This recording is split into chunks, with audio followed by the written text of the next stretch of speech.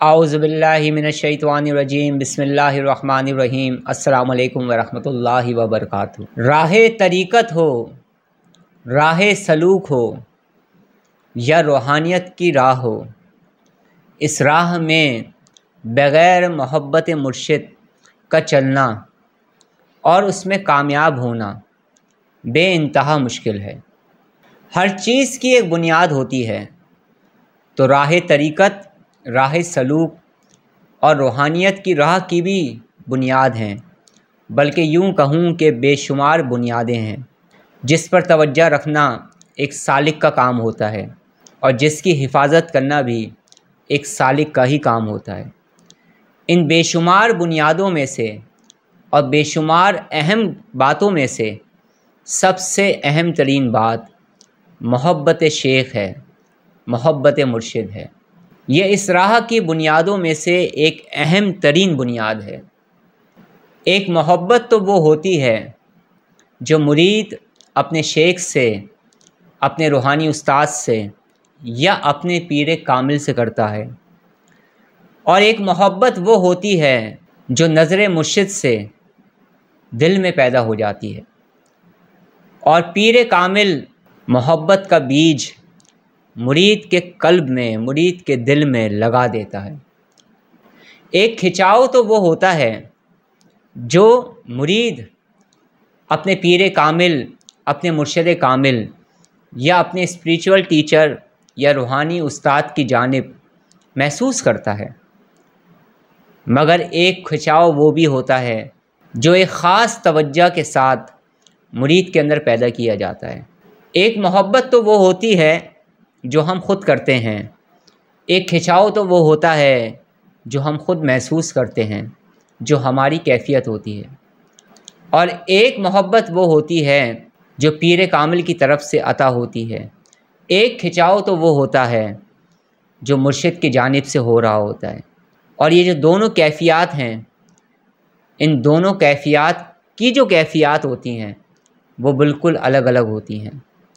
वो मोहब्बत जो हम कर रहे हैं और वो खिंचाव जो हम ख़ुद महसूस कर रहे हैं, इसमें जो रूहानी कैफियत होती है, इसमें जो रूहानी सरूर होता है, उसकी कैफियत अलग होती है। और एक खिंचाव जो मुर्शिद कामिल की तरफ से होता है, एक मोहब्बत जो मुर्शिद की तरफ से अता होती है, उस कैफियत में पैदा होने वाली जो कैफियत होती हैं वो बिल्कुल डिफरेंट होती हैं, बिल्कुल ही अलग होती हैं। उन्हें शायद हम अल्फाजों में बयान भी नहीं कर सकते। बस वो लोग जिन्हें ये कैफियत अता होती है वही बेहतर तरीके से जानते होंगे, या जो कभी इन कैफियत से गुज़रा हो वही बेहतर तरीके से जानता है। हर चीज़ को अल्फाजों में बयान करना बाज़ मरतबा इंतहाई मुश्किल हो जाता है। इस राह में मोहब्बत शेख बेइंतहा ज़रूरी है। चलें इस चीज़ को एक मिसाल से समझने की कोशिश करते हैं। अगर किसी इंसान को किसी दूसरे इंसान से मोहब्बत हो जाए तो वो इस मोहब्बत की कैफियत में आकर उस शख्स के लिए सब कुछ करने पर तैयार हो जाता है, और मज़ीद इसको गहराई में समझते हैं और एक ऐसी मिसाल से समझने की कोशिश करते हैं जो कि आम मिसाल है। वो मिसाल क्या है कि अगर किसी लड़के को किसी लड़की से मोहब्बत हो जाए तो वो उस लड़की को हासिल करने के लिए, उससे निकाह करने के लिए, उससे शादी करने के लिए, उससे मैरिज करने के लिए और उसके साथ वो लड़की ज़िंदगी गुजारे, इस चीज़ को पाने की तमन्ना में वो सब कुछ करने पर तैयार हो जाता है। वो सब को छोड़ने पर तैयार हो जाता है कि किसी तरह से ये लड़की मुझे मिल जाए। वो सबसे लड़ने झगड़ने को तैयार हो जाता है। बाज़ लोग तो ऐसे हैं कि वो अपने पूरे पूरे ख़ानदानों से भी इख्तलाफात को बर्दाश्त कर लेते हैं। किसके लिए? उस लड़की की मोहब्बत में। मोहब्बत चीज़ ऐसी होती है कि जो सिर्फ़ और सिर्फ अपना महबूब चाहती है। इसी तरह से इस राह के अंदर जब मुरीद को अपने पीर व मुर्शिद से मोहब्बत हो जाती है, मुर्शिद की बातों पर अमल करना, मुर्शिद के दिए गए उन सबक पर अमल करना जो उसकी बेहतरी के लिए दिए जाते हैं, उन तमाम बातों पर अमल करना मुरीद के लिए आसान हो जाता है।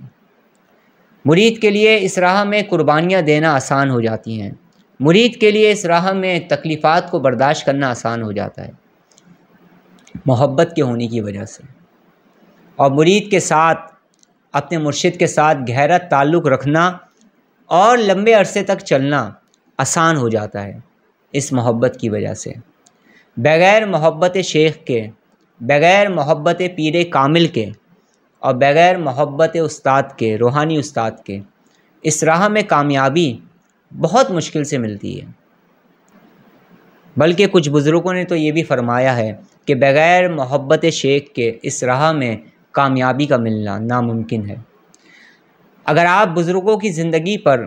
توجہ کریں، ان کے واقعات کو پڑھیں، تو آپ دیکھیں گے کہ انہوں نے کس طرح سے اپنے مرشدوں سے محبت کی ہے، کس طرح سے ان کی خدمت کی ہے، اور کس طرح سے ان کے حکموں پر کیسی کٹھن اور دشوار ریاضتیں بھی کی ہیں، اور کیسی کیسی قربانیاں دی ہیں،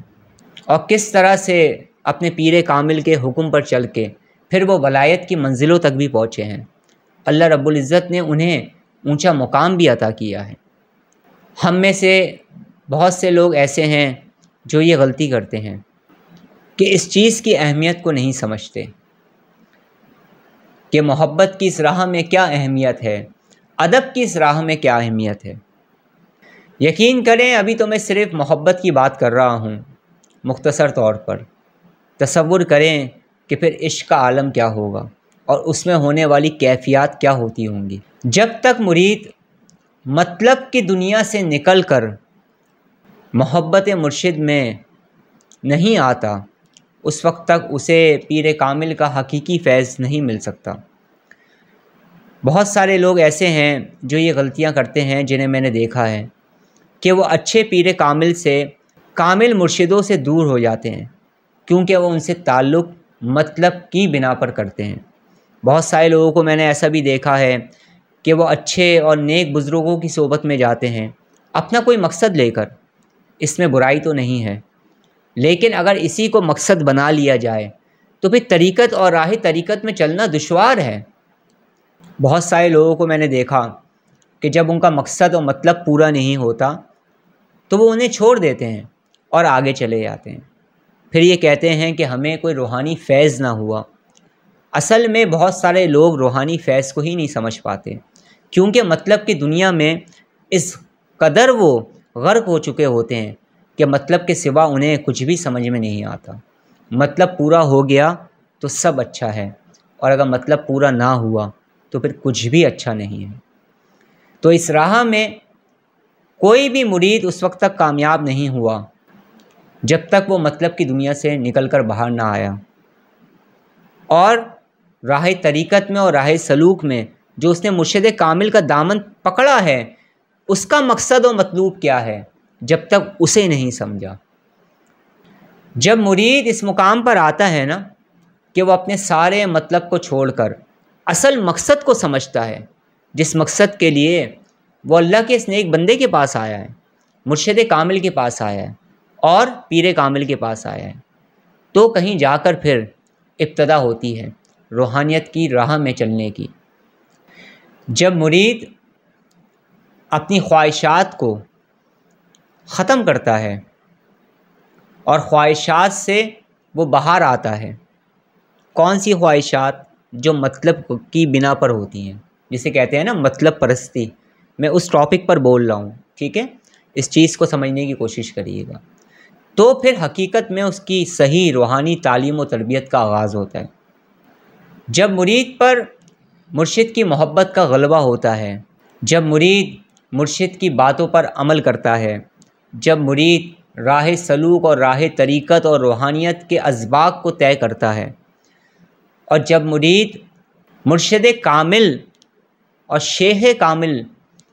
کی محبت کے رنگ میں رنگنے لگتا ہے، اور جب مرید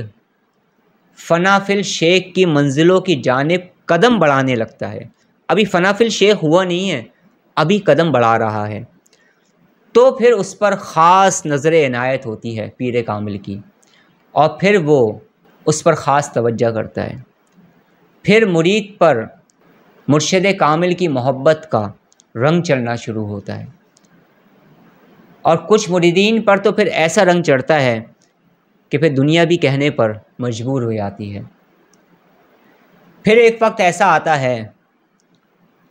کہ مرشد کا جو حقیقی فیض ہے پھر ایسے مرید کو ملنا شروع ہو جاتا ہے۔ مرشد کا حقیقی فیض پھر مرید کو حاصل ہونا شروع ہو جاتا ہے۔ یاد رکھیے گا، پیر و مرشد ہوں، پیر کامل ہوں یا روحانی استاد ہو، اس سے ہمیں کئی طرح کا فیض ہوتا ہے۔ دنیاوی فیض بھی ہوتا ہے اور روحانی فیض بھی ہوتا ہے، اور پھر اس روحانی فیض کے بھی درجات ہیں، جیسے سلوک کے درجات ہیں ایسی روحانی فیض کے بھی درجات ہیں، جیسے توجہ ہے توجہ کے بھی درجات ہیں، اسی طرح سے روحانی فیض کے بھی درجات ہوتے ہیں،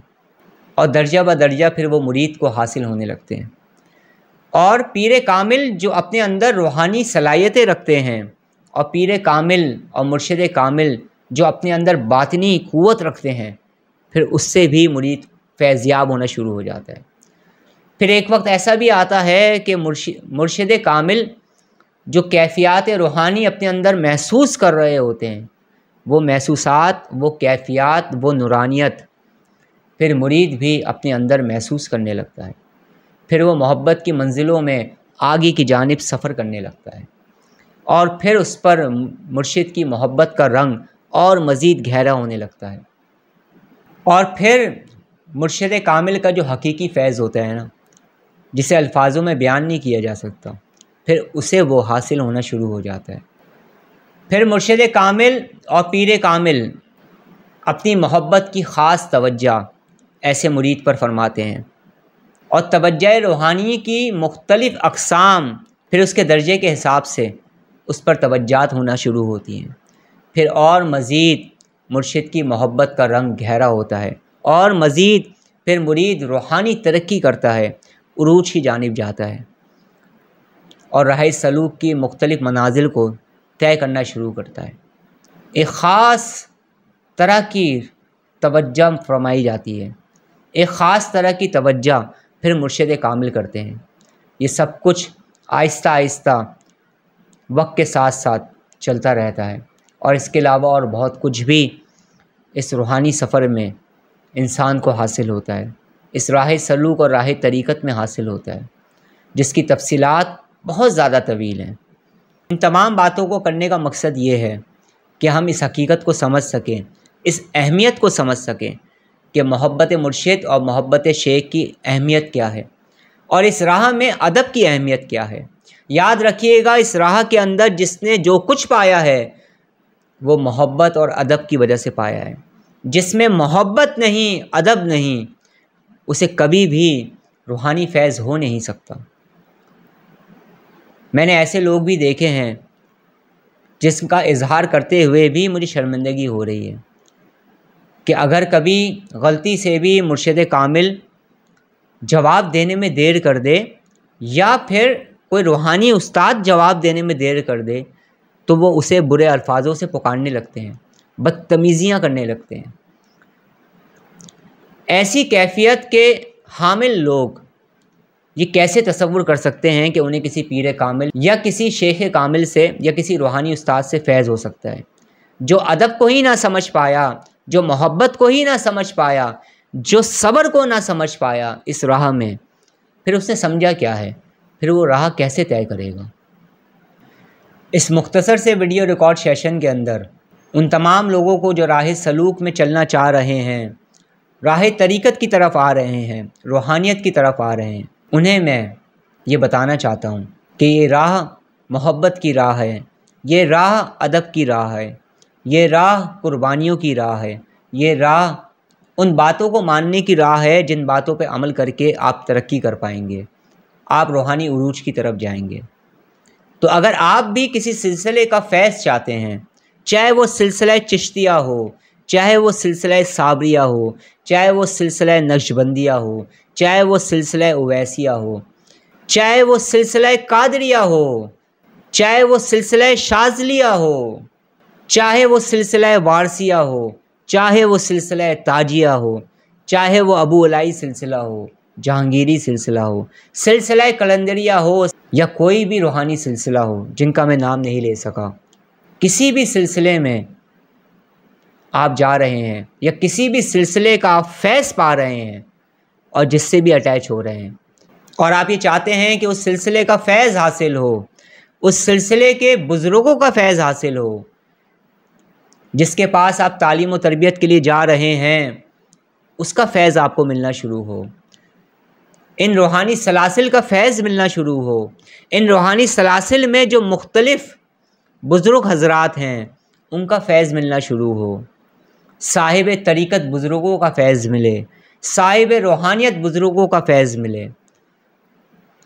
صاحب اسرار بزرگوں کا فیض ملے، تو اس کی ابتدا محبت، ادب، چاہت، قربانی سے ہے۔ اور اگر آپ کے اندر محبت نہیں، ادب نہیں، صبر نہیں، تو پھر اس راہ میں آپ کچھ بھی نہ پا سکیں گے اور کچھ بھی حاصل نہیں ہوگا۔ تو اس راہ کی ابتدا محبت سے ہی ہے، ادب سے ہی ہے، صبر سے ہی ہے، استغفار سے ہی ہے، ذکر سے ہی ہے، فکر سے ہی ہے، اور اس طرح سے بے شمار چیزیں ہیں۔ آپ جہاں سے بھی تعلیم لے رہے ہیں، آپ جس بزرگ کی صحبت میں بھی ہیں، آپ کسی اسپریچول ٹیچر کی صحبت میں ہیں، آپ کسی روحانی استاد کی صحبت میں ہیں، آپ کسی پیر کامل کی صحبت میں ہیں، کسی مرشد کامل کی صحبت میں ہیں، ادب کے ساتھ، محبت کے ساتھ اور صبر کے ساتھ اپنی تعلیمات کا آغاز کریں تو انشاءاللہ تعالی بہت جلد آپ کو کامیابی بھی ملے گی، اور آپ جس مقصد کے لیے آئے ہیں تعلیم و تربیت کے حوالے سے، اس مقصد میں بھی آپ کو کامیابی ملے گی انشاءاللہ تعالی۔ اللہ رب العزت ہمیں زیادہ سے زیادہ علم حاصل کرنے کی توفیق عطا فرمائے، اللہ رب العزت ہمیں زیادہ سے زیادہ ذکر الہی کرنے کی توفیق عطا فرمائے، اللہ رب العزت ہمیں رزق حلال کمانے اور رزق حلال کھانے کی توفیق عطا فرمائے، اللہ رب العزت ہمیں حاسدوں کے حسد سے، شریروں کے شر سے، منافقین کے نفاق سے اور ساحروں کے سحر سے محفوظ فرمائے، اللہ رب العزت ہمیں ہمارے تمام جائز مقاصد میں کامیابی عطا فرمائے، اللہ رب العزت ہمیں ہمارے دشمنوں پر فتح اور کامرانی نصیب فرمائے، اللہ رب العزت ہمیں ہمیشہ ہمیشہ کشادگی رزق عطا فرمائے، اللہ رب العزت ہمیں ہمیشہ ہمیشہ تندرستی سے اور مفلسی سے محفوظ فرمائے، اللہ رب العزت ہم سب کو صحت و تندرستی عطا فرمائے، اللہ رب العزت ہمیں زیادہ سے زیادہ استغفار اور درود پاک پڑھنے کی توفیق عطا فرمائے، اللہ رب العزت ہمارا خاتمہ بالخیر فرمائے، آمین۔ اب میں آپ سے اجازت چاہتا ہوں، اپنا بہت زیادہ خیال رکھیے گا، مجھے دعاؤں میں یاد رکھیے گا۔ السلام علیکم ورحمۃ اللہ وبرکاتہ۔